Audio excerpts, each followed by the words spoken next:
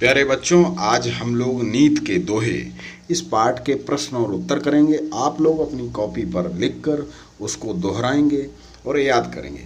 तो कबीरदास जी, दुर्बल को ना सताइए जाकी मोटी हाय, मुई खाल की श्वास सो सार भसम हुए जाए।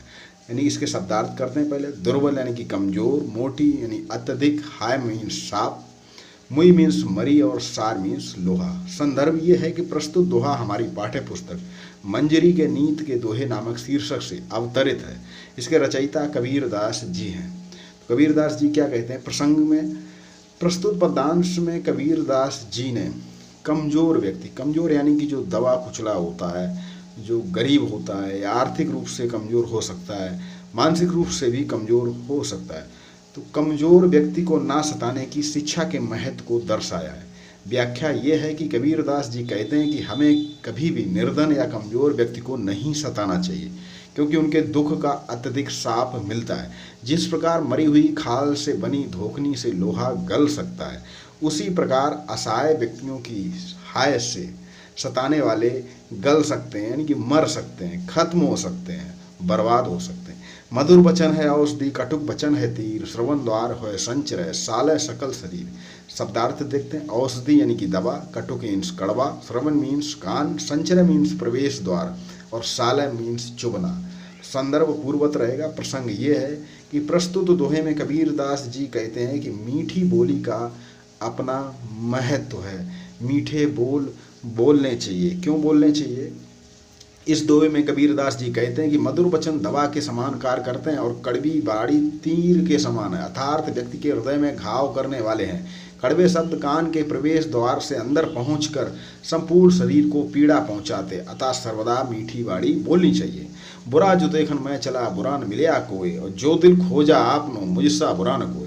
शब्दार्थ बुरा यानी खराब, मिलया यानी मिलना, खोजा यानी कि ढूंढना। संदर्भ पूर्वत रहेगा। प्रसंग प्रस्तुत दोहे में कबीरदास जी ने मनुष्य को अपने अवगुणों की ओर देखने के लिए प्रेरित किया है। व्याख्या ये है कि कबीरदास जी कहते हैं कि मनुष्य दूसरों की बुराई ढूंढने के लिए प्रेरित रहता, मौका तलाशता, उसे अपनी बुराई नहीं दिखती। यदि मनुष्य अपने अंदर की बुराइयों को देखे तो उसे अपने से ज़्यादा कोई बुरा नहीं दिखेगा, यानी स्वयं से ज़्यादा बुरा नहीं दिखेगा। यानी एक उंगली करते हैं तो तीन उंगली हमारी तरफ। साधु ऐसा चाहिए जैसा सूप सुभाए, सार सार को गही रहे थोता दे उड़ाए। शब्दार्थ साधु सज्जन व्यक्ति, सूप यानी कि जो छानने, जिसे हम छानते हैं, स्वभाव यानी कि स्वभाव, सार यानी कि उपयोगी, गही यानी कि ग्रहण करना, और थोता यानी कि बेकार। जो हमारा दाने होते हैं, अनाज होता है, जो थोता होता है, जो घुना हुआ होता है या खाली होता है।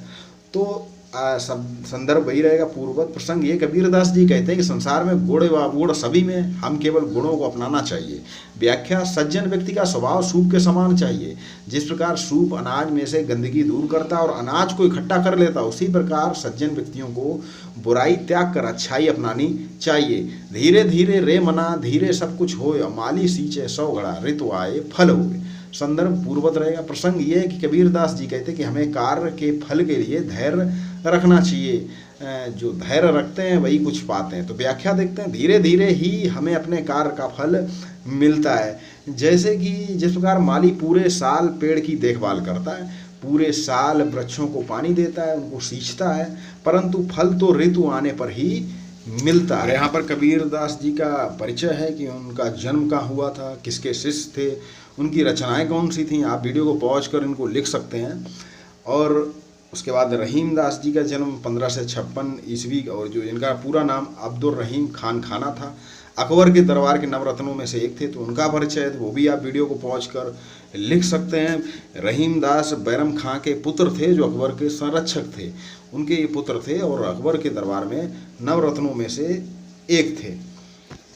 अब रहीम के दोहे में, बेरहीम नर धन है, परोपकारी अंग, बाटन बारे को लगे ज्यों मेहंदी का रंग। संदर्भ ये है कि प्रस्तुत दोहा हमारी पाठ्य पुस्तक मंजरी के नीत के दोहे शीर्षक से अवतरित है। इसके रचयिता रहीम दास जी। प्रसंग क्या है? प्रस्तुत दोहे में कवि ने परोपकार के लिए कार्य करने को कहा। व्याख्या, इस दोहे में रहीम दास जी कहते हैं कि वो मनुष्य धन है जो अपने शरीर को दूसरों की भलाई के लिए लगाते हैं। जिस प्रकार मेहंदी का रंग मेहंदी बांटने वाले के हाथों में लग जाता है, उसी प्रकार जो दूसरों के लिए भलाई करते हैं उन्हें भी भलाई मिल जाती है। रहमत पानी राखिए बिन पानी सब सून, और पानी गए न उबरे मोती मानुष चून। संदर्भ वही रहेगा। प्रसंग ये है कि प्रस्तुत दोहे में कवि ने मनुष्य को पानी यानी कि अपने सम्मान की रक्षा करने के लिए कहा। व्याख्या ये कवि कहता है कि व्यक्ति को पानी की कीमत हमेशा उसका सम्मान करना चाहिए, क्योंकि बगैर पानी के सब कुछ फीका है। इस संसार में पानी के बिना मोती अपनी चमक खो देता, मनुष्य अपना सम्मान खो देता है। और चूना या आटा बिना पानी के उसका कोई महत्व नहीं, वो बेकार है, महत्वहीन हो जाता है। पानी की कीमत समझना चाहिए। रहमन निज मन की व्यथा मन ही राखो गोय, और सुनिए अठलहे लोग सब बांट न लेह कोई। संदर्भ प्रसंग पूर्वत रहेगा। व्याख्या ये कि रहीमदास जी कहते हैं कि अपने मन का दुख अपने मन में ही छिपा कर रखना चाहिए। अगर हम अपना दुख किसी के सामने व्यक्त करेंगे तो वह हमारा दुख दूर नहीं करेगा, बल्कि हमारी हंसी उड़ाएगा। जो बड़न को लघु कहे नहीं रहीम घट जाए, और गिरधर मुरलीधर कहे कहु दुख मानत नाए। रहीमदास जी कहते हैं कि यदि कोई योग्य व्यक्ति की बुराई करता है तो वह अपनी हीनता को ही दर्शाता है, क्योंकि जो वास्तव में श्रेष्ठ है वह श्रेष्ठ ही रहेगा, किसी के कहने से वह छोटा नहीं हो जाएगा। अगला देखते हैं, समय लाभ सम लाभ नहीं, और समय चूक सम चूक, और चतुरों ने चित रहमन लगी समय चूक की हूक। रहीमदास जी कहते हैं व्याख्या कि हमें समय का आदर करना चाहिए। Time is so precious. जो मनुष्य समय का ध्यान नहीं रखता वह समय निकल जाने पर पछताता है। दुनिया में अगर सबसे अधिक कीमती है तो वो हमारा समय ही होता है, और सोचता है कि मैंने समय का ध्यान क्यों नहीं रखा। जब समय निकल जाता है तब कुछ भी करने से कोई फायदा नहीं है। अगला प्रश्न अभ्यास देख लेते। इस पाठ के नीचे कुछ वाक्य लिखे हैं, उनसे संबंधित उसी क्रम में लिखिए। मधुर बाड़ी औषधि का काम करती तथा कठोर बाड़ी तीर की तरह मन को भेद देती।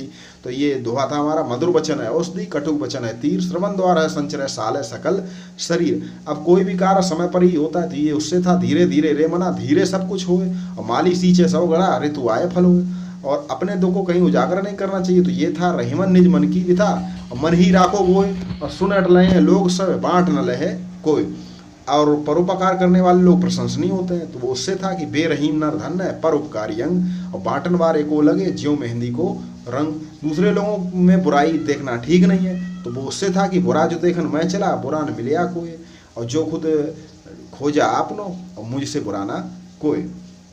निम्नलिखित पंक्तियों के अर्थ स्पष्ट कीजिए। श्रवण द्वारा है संचय, साले सकल शरीर, यानी कड़वे शब्द कान के प्रवेश द्वार से अंदर पहुंचकर व्यक्ति के संपूर्ण शरीर को पीड़ा पहुंचाते हैं। पानी गए न उबरे मोती मानुष चून, पानी बिना मोती मनुष्य और आटे का महत्व तो नहीं रहता, क्योंकि बिना पानी के मोती, बिना पानी के यानी कि मनुष्य यानी सम्मान समाज में प्रतिष्ठित नहीं होता। बिना पानी जल के आटे का कोई महत्व नहीं। बांटने वाले को लगे ज्यों मेहंदी को रंगा, जिस प्रकार मेहंदी का रंग बांटने वाले के हाथ में लग जाता है, उसी प्रकार दूसरों की भलाई से अपनी भी भलाई होती है। जो दिल खोजा आपनो मुझसे बुरा न कोई। यदि मनुष्य अपने अंदर के अवगुणों को देखे तो उससे अपने से अधिक कोई बुरा नहीं दिखेगा।